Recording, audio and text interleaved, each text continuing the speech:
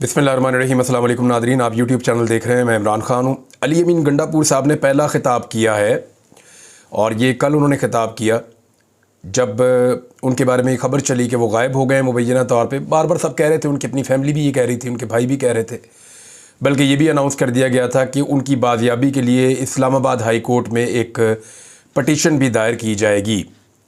ये बार council association की एक तकरीब थी जिसमें अली अमीन गंडापुर साहब ने ख़िताब किया और वहाँ पे ख़िताब करते हुए अली अमीन गंडापुर साहब ने जो बातें की वो मैं आपके साथ अब शेयर करने वाला हूँ। आपको आइडिया हो जाएगा कि टेम्परेचर पाकिस्तान में किस तरफ जा रहा है। उन्होंने कहा, ना चापलूस हूँ और ना ही मैं ग़ुलाम हूँ, हम भी सॉफ्टवेयर अपडेट करना जानते हैं या कर सकते हैं। ये अली अमीन गंडापुर साहब ने कहा। उन्होंने कहा कि मैं पाकिस्तान का शहरी और आज़ाद इंसान हूँ, आपको मुझे जवाब देना पड़ेगा। आप जवाब नहीं देंगे तो मैं बोलूँगा और पूछूंगा, मैं आवाज़ ऊंची करूंगा और निकलूंगा। उन्होंने कहा कि वकला बरादरी पर अदल और इंसाफ की फराहमी जैसी अहम तरीन जिम्मेदारी आयद होती है। वही कौमें तरक्की करती हैं जहां इंसाफ का बोलबाला हो।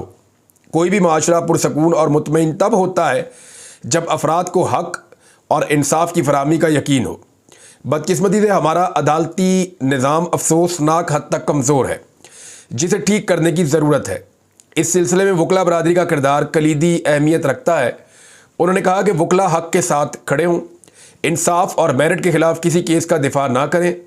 कानून की हकीकी हुक्मरानी के बगैर हम आगे नहीं बढ़ सकते। जज़ा और सज़ा का मुनसिफाना निज़ाम ना होने की वजह से बार बार आइन शिकनी की गई।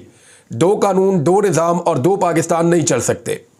सबके लिए एक जैसा कानून और एक जैसा निज़ाम होना चाहिए। उन्होंने कहा, हमने किसी से इंतकाम नहीं लिया और ना ही सूबाई इदारों को ज़ाती इंतकाम के लिए इस्तेमाल किया। हम नफ़रतें नहीं पैदा करना चाहते क्योंकि इसका नुकसान मुल्क को होता है। अपने हक, इंसाफ और हकीकी आज़ादी के लिए बात करना नहीं छोड़ेंगे। आइन हमें इजाज़त देता है कि हम अपने हकूक़ का दिफा करें। अल्लाह का जिन पर ज़्यादा करम होता है उन पर ज़्यादा जिम्मेदारी होती है। गंडापुर साहब ने कहा कि जाबर हुक्मरान के ख़िलाफ़ आवाज़ बुलंद करना जहाद है। अगर मैं ये बात करूँ तो फिर कहा जाता है कि मैं लोगों को उकसा रहा हूँ। मेरे आज भी सूबे के अंदर चैलेंजेस हैं। इन लोगों के गलत इक़दामात की वजह से मुझे चैलेंजेस का सामना है।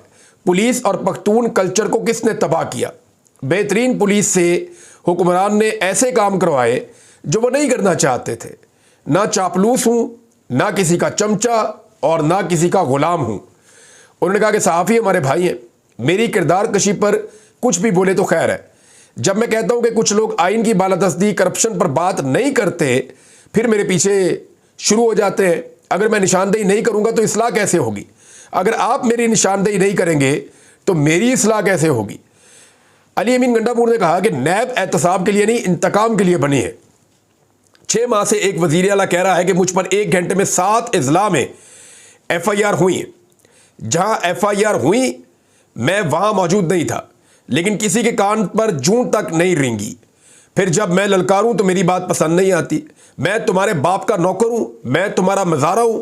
उन्होंने कहा कि मैं पाकिस्तान का शहरी और आज़ाद इंसान हूं, आपको मुझे जवाब देना पड़ेगा। आप जवाब नहीं देंगे तो मैं बोलूंगा और पूछूंगा, मैं ऊंची आवाज़ करूंगा और मैं फिर निकलूंगा। उन्होंने कहा, जिस सुप्रीडेंट जेल ने गिरफ्तार शख्स को रात को किसी के हवाले कर दिया तो जवाब तो देना पड़ेगा। सुप्रीडेंट को नाम लेना पड़ेगा और तोते की तरह उगलवाऊंगा और नाम लेना पड़ेगा। अगर तुम्हारा सॉफ्टवेयर वहां से अपडेट हो सकता है तो तुम्हारा सॉफ्टवेयर यहां भी अपडेट हो सकता है। इसकी वजह कहानी है कि अली अमीन गंडापुर साहब को और बहुत सारे और लोगों की ये शिकायतें हैं कि जेल में उनको जेल के अमले ने किसी और के हवाले किया और वो जो जिनके हवाले किया गया वो मुतालबात भी करते थे और इंटेरोगेशन भी करते थे और सख्तियाँ भी करते थे। अली अमीन गंडापुर का कहना था कि कोई शर्म व हया और लिहाज कुछ भी नहीं बचा। जितना ज़र्फ़ और जितना कुछ मैंने दिल में रखा हुआ है, हल्फिया कहता हूँ, वो बानी PTI को भी नहीं बताया, क्योंकि मैं नहीं चाहता कि बानी PTI के दिल में नफ़रत पैदा हो। मैंने अपनी बीवी और अपने बच्चों को भी नहीं बताया ताकि नफ़रत पैदा ना हो। नफ़रत पैदा होने से मेरे मुल्क और कौम का नुकसान है। उन्होंने कहा कि आप अगर ये काम शुरू कर रहे हैं, मैं पंजाब, सिंध, बलूचिस्तान और इस्लामाबाद नहीं जा सकता, तो चैलेंज करता हूँ कि आओ मुझे गिरफ्तार करो। इनफ इज़ एनफ, बस करो, बहुत हो गया। गलत पॉलिसी वालों को कहता हूं कि रहम करो। जिनकी पॉलिसियों से नुकसान हो रहा है उनका नाम लेकर निशानदेही करें।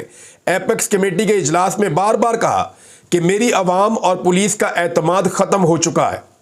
उनका कहना था कि मैं कह रहा हूं कि अफगानिस्तान के पास मुझे वफद भेजने दो, वो हमारे पड़ोसी हैं, परवाह ही नहीं, मेरा खून बह रहा है, मैं कब तक बर्दाश्त करूंगा। मैं ऐलान करता हूं कि खुद अफगानिस्तान से बात करूंगा, अपनी पॉलिसियां अपने घर में रखो, मैं बहैसियत सूबा अफगानिस्तान से बात करूंगा, वफद भेजूंगा, अफगानिस्तान के साथ बैठकर बात करूंगा और मसला हल करूंगा, क्योंकि हमारा खून बह रहा है, हमारे यहां पर तबाही हो रही है। अली अमीन गंडापुर साहब का ये एक बड़ा सीरियस इशू है और वो ये बार बार कह रहे हैं, लेकिन देखिए ये एक्चुअली तो फेडरेशन का काम है और फेडरल गवर्नमेंट डिसाइड करती है, ये सूबों का काम नहीं होता। लेकिन जब एक सूबे के अंदर लगातार खून बह रहा है, उनका वज़ीर आला बता रहा है कि जो पॉलिसी आप लेकर आना चाहते हैं उससे मजीद खून बहेगा। इमरान खान साहब की भी यही पॉलिसी है, फजल रहमान साहब भी ये बात करते हैं और बहुत सारे जो खैबर पख्तूनख्वा में जितने स्टेक होल्डर हैं उनमें ज़्यादातर जिनके पास अवाम का मैंडेट है वो ये कहते हैं कि अफगानिस्तान के साथ बात करके अमन लाने की कोशिश की जाए और जो ऑपरेशंस हैं उनको अगर आपने नतीजा खेज बनाना है तो आपको अफगानिस्तान को एंगेज करना पड़ेगा, वरना यही होता रहेगा कि आप यहाँ ऑपरेशंस करते रहेंगे और ये लोग वहाँ चले जाएंगे और जब दिल करेगा यहाँ पे आके अटैक करेंगे। तो you have to engage Afghanistan, ये बात इमरान खान साहब भी कहते थे, यही अली अमीन गंडापुर साहब भी कह रहे हैं।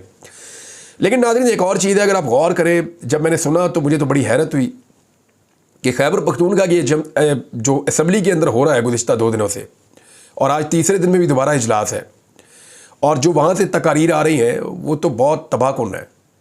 यानी इनसे ऐसा दिखाई देता है कि पाकिस्तान तहरीक इंसाफ और इस्टेब्लिशमेंट दोनों आमने सामने आकर खड़े हो गए हैं और अब तहरीक इंसाफ वो सारी चीज़ें बता रही हैं जो कुछ इस्टेब्लिशमेंट की जानिब से उनके खिलाफ किया गया है, और इस्टेब्लिशमेंट भी जितना दबाव डाल सकती है पाकिस्तान तहरीक इंसाफ पर वो डाल रही है, जिसके नतीजे में आप ये देख रहे हैं कि इस्लामाबाद में जो कुछ भी हो रहा है। अब मैं ये आपको क्यों कह रहा हूँ कि वो इस्टेब्लिशमेंट कर रही है या गवर्नमेंट कर रही है, हमारे पास हमेशा ये मार्जिन होता है कि हम कहते हैं गवर्नमेंट कर रही है, लेकिन एस्टेब्लिशमेंट का नाम इसलिए ले रहे हैं कि गवर्नमेंट ने भी अपने आप को या हुकूमती जमातों ने भी अपने आप को इससे अलग करने की कोशिश की है हालिया वाक़यात के बाद। उस पर मैं बाद में बात करता हूँ, लेकिन जो खैबर पख्तूनख्वा असम्बली से तकारीर हो रही हैं, अरकान सूबाई असम्बली बता रहे हैं कि उनकी फैमिलीज़ के साथ क्या हुआ, उनके बच्चों के साथ क्या हुआ, उन्होंने किन हालात के अंदर पिछला 1-1.5 साल गुजारा, फिर 9 मई के बाद उनके साथ क्या हुआ, इलेक्शन से पहले वो किन हालात में थे, किस किस्म की लालच उनको दी गई, किस किस्म का दबाव उनके ऊपर डाला गया। जब ये सारी चीज़ें वो बता रहे हैं तो बड़े हैरान कुन वाक़यात हैं जिन पे यकीन नहीं आता, और अगर इन वाक़यात पे आप भरोसा करें और आपको लगे कि ये सच है तो फिर इसका मतलब ये है कि ये जो एक तासुर था कि खैबर पख्तूनख्वा में सिर्फ इमरान खान की मकबूलियत ज़्यादा होने की वजह से इमरान खान की हुकूमत बनी है, तो फिर वो तासुर गलत है। जितनी तकालीफ़ इन लोगों ने बर्दाश्त की हैं MPA और MNA बनने के लिए, अगर आप इनकी बातें सुने तो फिर आपको पता चल जाता है कि इन्होंने सर दड़ की बाजी लगाई है और फिर इन्होंने ये नशिस्तें जीती हैं। ऐसे ही खैबर पख्तूनख्वा में पाकिस्तान तहरीक इंसाफ ने इतनी बड़ी कामयाबी हासिल नहीं की। अब पंजाब के अंदर देखें मकबूलियत तो बहुत थी पाकिस्तान तहरीक इंसाफ की, वोट भी बहुत पड़ा है, पंजाब में भी 2/3 अक्सरियत है तहरीक इंसाफ की। PMLN तो बेचारी 17 सीटों की 18 सीटों की पार्टी है, ज़्यादा सीटें वो जीते ही नहीं, जीते तो वहाँ पे सारी की सारी सीटें जो हैं वो पाकिस्तान तहरीक इंसाफ के लोग हैं। अब इसमें जो है वो वहाँ पे वो अपनी जीत को हुकूमत बनाने में कन्वर्ट नहीं कर सके, लेकिन यहाँ खैबर पख्तूनख्वा ने अपनी जीत को हुकूमत में कन्वर्ट किया। एक खबर और आ रही है और बार बार आ रही है कि क्या खैबर पख्तूनख्वा में गवर्नर राज लग जाएगा, ये बड़ा सवाल है। कुछ सहाफ़ियों ने यह दावा किया है कि हुकूमत ने इसके लिए तैयारी कर ली है, तो मैं ये बता देता हूँ कि इसकी डिस्कशन अभी नहीं हो रही। जब पंजाब में और खैबर पख्तूनख्वा में पहले भी पाकिस्तान तहरीक इंसाफ की हुकूमत थी 2022 में, तो तब भी ये डिस्कशन बहुत ज़्यादा हो रही थी। ख़ास तौर पे जुलाई 17 को जब परवेज़ इलाही ने इलेक्शन जीत लिया, यानी पाकिस्तान तहरीक इंसाफ ने पंजाब का इलेक्शन जीत लिया, PMLN को बदतरीन शिकस्त हुई कि उनकी अपनी यानी PMLN ने बड़ी कोशिश की थी, जो बंदे उन्होंने तोड़े थे उन बंदों को भी लड़ाया, लेकिन फिर भी PMLN वहाँ से जीती हुई सीटें हार गई। और पाकिस्तान तहरीक इंसाफ ने 17 जुलाई 2022 को एक तारीख रकम कर दी और तमाम तर मुखालफत के बावजूद वहाँ पे 2/3 अक्सरियत से वो इलेक्शन जीत लिया था, ज़िमनी इलेक्शन, और फिर पाकिस्तान तहरीक इंसाफ की हुकूमत बन गई थी। उसके बाद बार बार ये कहा गया कि गवर्नर राज पंजाब में लग जाएगा, खैबर पख्तूनख्वा में लग जाएगा और ये कर दिया जाएगा। राणा सनाउल्लाह साहब ये बात करते भी थे उस वक्त, लेकिन मैं आपको ये बताता हूँ कि वो क्यों नहीं कर पाए थे, क्योंकि उस वक्त इसके ऊपर मैंने रिसर्च की थी। आईनी नुक्ता नज़र से ये आसान नहीं है, यानी आईनी नुक्ता नज़र से ये मुश्किल काम है, आसान काम नहीं है। इसमें अदालत में भी फिर वो जिनकी हुकूमत गिरेगी वो अदालत में भी जाएंगे, फिर वो जो सूबाई असम्बली है वो कहाँ जाएगी, उसकी कॉन्सेंट भी ज़रूरी है, फिर जॉइंट सेशन में कैसे इसको करेंगे। तो ये एक बड़ी लंबी डिबेट है, ये आसान नहीं होगा कि खैबर पख्तूनख्वा के अंदर सिर्फ एक ही सूबा है जहाँ पाकिस्तान तहरीक इंसाफ की हुकूमत है, और ये वो वाहिद हुकूमत है पाकिस्तान में जो लिजिटिमेट गवर्नमेंट है, जिसके बाद अवामी ठप्पा मौजूद है। पंजाब हुकूमत के बाद अवामी ठप्पा मौजूद नहीं है, वफाकी हुकूमत के बाद अवामी ठप्पा मौजूद नहीं है, सिंध में टका के धांधली हुई है। बलूचिस्तान की हुकूमत कैसे बनी वो बताने की ज़रूरत नहीं है, वो तो हमेशा से जैसे बनती है वो वैसे ही बनी है, अवामी मैंडेट तो वहाँ पे है नहीं। अब खैबर पख्तूनख्वा वाहिद सूबा है जहाँ पे अवामी मैंडेट के मुताबिक हुकूमत बनी हुई है।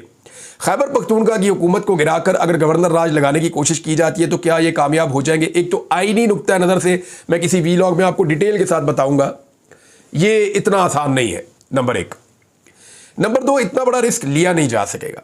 उसकी रीज़न मैं आपको बताता हूँ कि इस वक्त खैबर पख्तूनख्वा के अंदर एक अजीबोगरीब सूरत हाल है।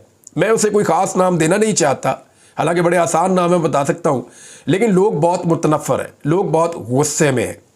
लोगों ने मैंडेट दिया था इमरान खान की रिहाई के लिए, और ये मैंडेट लोगों ने बहुत बड़े पैमाने पर दिया था। यहाँ पे धांधली के बावजूद पाकिस्तान तहरीक इंसाफ ने बहुत बड़ी तगड़ी हुकूमत बनाई है।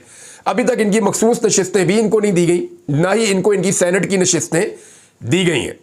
तो इस सूरत हाल में, ये जिस सारी सूरत हाल का हम सामना कर रहे हैं, खैबर पख्तूनख्वा में अगर गवर्नर राज लगाया जाता है तो क्या पब्लिक तस्लीम कर लेगी?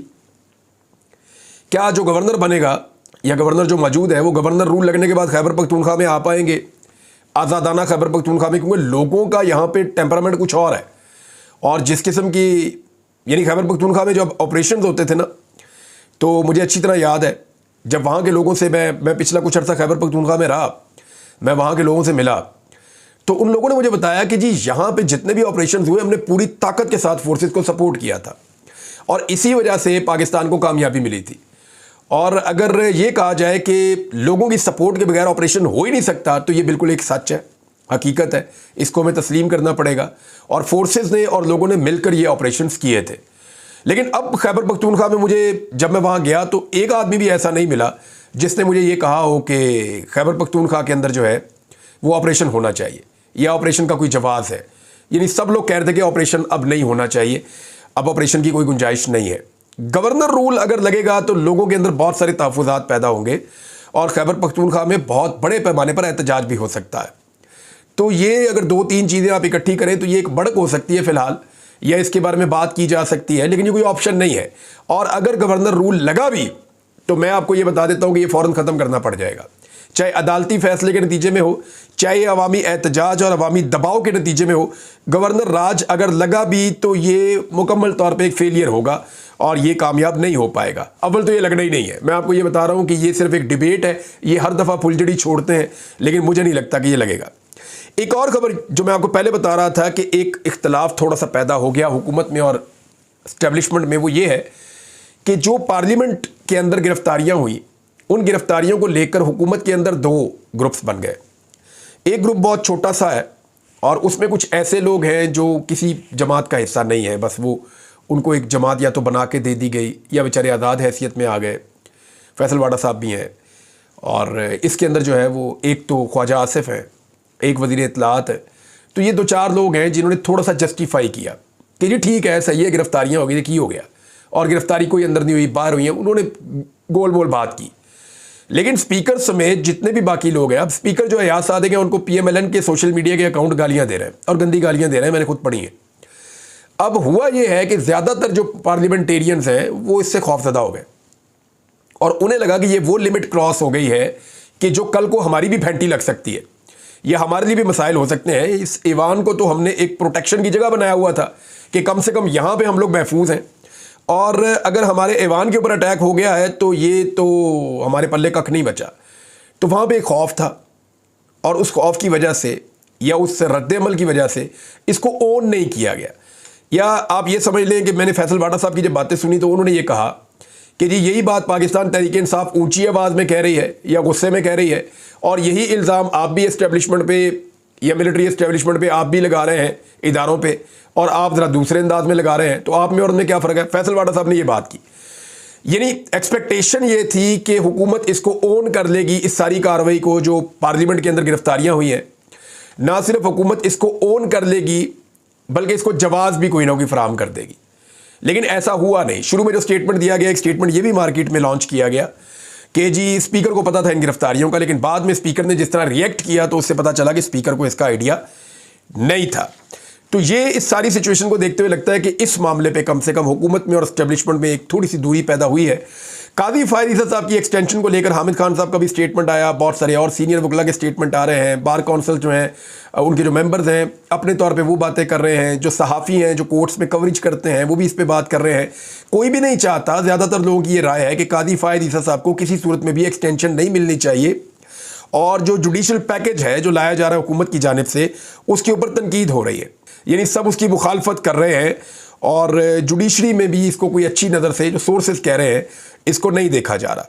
अब काजी फायद ईसा साहब को ये मशवरा भी दिया गया है हामिद खान की जानिब से कि जनाब आप इस्तीफ़ा दें और अपनी मुद्दत पूरी करें और अपने घर जाएं आप, और आप एक्सटेंशन के चक्कर में ना रहें, और आपका दौर जो है वो बदतरीन दौर है, और बदतरीन दौर के तौर पर, अदलिया के स्याह दौर के तौर पर इसको याद रखा जाएगा। ये हामिद खान साहब ने कहा है। नाज़रीन, एक और ख़बर है, और ये खबर बार बार आ रही है, और ये बहुत ही अजीब खबर है। मैं हर थोड़े दिन के बाद ये खबर सुनाता हूँ तो मुझे बहुत अजीब लगता है। ये नहीं, मैं आपको खबर पढ़ के सुनाता हूँ, जब आप खबर पढ़ेंगे ना तो फिर आपको याद आ जाएगा कि मैंने आपको ये खबर कम से कम भी पिछले 8-10 माह में ये खबर मैंने आपको कम से कम भी आपको मैंने को 20 दफ़ा सुनाई। हर थोड़े दिन बाद ये खबर दोबारा लिख दी जाती है, अखबारात में और टीवी चैनल पे लगवा दी जाती है, छपवा दी जाती है। अब खबर सुने जनाब, आप, मैं डॉन से पढ़ के सुनाता हूँ। नवाज शरीफ का इमरान खान की मकबूलियत का मुकाबला करने के लिए मुतहर्रिक होने का फैसला एक दफ़ा फिर लॉन्च, यानी मियाँ साहब को हर 15 दिन के बाद लॉन्च कर देती है इनकी पार्टी। यानी मियाँ साहब को थोड़ा सा हौसला देने के लिए अखबार में इनकी खबर लगा के तो सामने रख देते हैं टोटा कि मियाँ साहब आप फिर से लॉन्च हो रहे हैं, अभी तो आतिश जवान है, मियाँ साहब आप फिर निकलेंगे। लेकिन मियाँ साहब ने अपने पाँव पर खुद कुल्हाड़ा मारा, मियाँ साहब ने अपनी मंजी खुद ठोक दी है। उसकी वजह यह है कि मियाँ साहब ने इमरान खान के मुकाबले में वो वाली सियासत की जो इंतहाई घटिया नौइयत की सियासत थी। उन्होंने बूट पॉलिश की सियासत की, जूते साफ़ करने की सियासत की, जो उनकी बेटी खुद कहती रही है कि हमें वो तरीका बहुत अच्छे से आता है। फिर उन्होंने वो तरीका इस्तेमाल भी किया। तो नवाज शरीफ साहब ने जनाब एक मरतबा फिर मुतहर्रिक होने का फ़ैसला कर दिया है। इतनी दफ़ा मियाँ साहब को लॉन्च किया गया है कि लॉन्चर ही ख़राब हो गया, यानी इतना मियाँ साहब को लॉन्च किया गया पाकिस्तान की तारीख में। यानी एक नॉर्मल हॉलीवुड बॉलीवुड की या कोई तमिल फिल्म भी होती है ना, उसमें हीरो को 4, 5, 6 दफ़ा लॉन्च कर देते हैं, और 6 दफ़ा उसकी एंट्री हो जाती है, 7 दफ़ा एंट्री हो जाती है। मियाँ साहब ने तो वर्ल्ड रिकॉर्ड लगा दिया एंट्रियों का। हर 10 दिन बाद मियाँ साहब की दोबारा एंट्री डाल देते हैं कि ना मियाँ साहब लॉन्च होने लगे, फिर पब्लिक का रिएक्शन नहीं आता, मियाँ साहब चुप करके बैठ जाते हैं, फिर दोबारा खबर लगाते हैं मियाँ साहब लॉन्च होने लगे, फिर पब्लिक घास नहीं डालती, फिर मियाँ साहब चुप करके बैठ जाते हैं, फिर दोबारा मियाँ साहब को लॉन्च कर देते हैं। तो मियाँ साहब की बार बार लॉन्चिंग के बावजूद PMLN को जो है वो ऑक्सीजन नहीं मिल रही। अब मियाँ साहब के बारे में कहा जा रहा है कि बलूचिस्तान भी जाएंगे, सिंध भी जाएंगे, खैबर पख्तूनख्वा भी जाएंगे, और फिर वो पंजाब में भी जाएंगे, वहाँ पे भी मुलाकातें करेंगे, और अपनी पार्टी की कोई तंजीमें नो करेंगे, कोई अपनी पार्टी का जो है वो मामला बेहतर करेंगे। तो अच्छी बात है, पॉलिटिक्स मियाँ साहब को करनी चाहिए। हो सकता है वो अपनी पार्टी के लोगों से मिले तो उन्हें पता चले कि पार्टी की हालत क्या हो गई है, और एक आम आदमी पार्टी के बारे में और मियाँ साहब के बारे में क्या सोचता है। क्योंकि एक इनके MPA बैठे हुए थे एक मीटिंग में गुजरांवाला में, और वो वहाँ बैठ कर कह रहे थे कि लोग हमें शादियों पर नहीं बुलाते, हाँ हम मरग पे चले जाते हैं, जनाजों पे। वो इसलिए जाते हैं कि जनाजों में लोग हमें गालियाँ नहीं दे सकते, शादियों पे लोग हमें गालियाँ दे सकते हैं, तो लोग गालियाँ दे रहे हैं। ये सूरत हाल है मियाँ साहब आपके अरकान असम्बली की, चाहे वो सूबाई हों चाहे वो कौमी असम्बली के हों।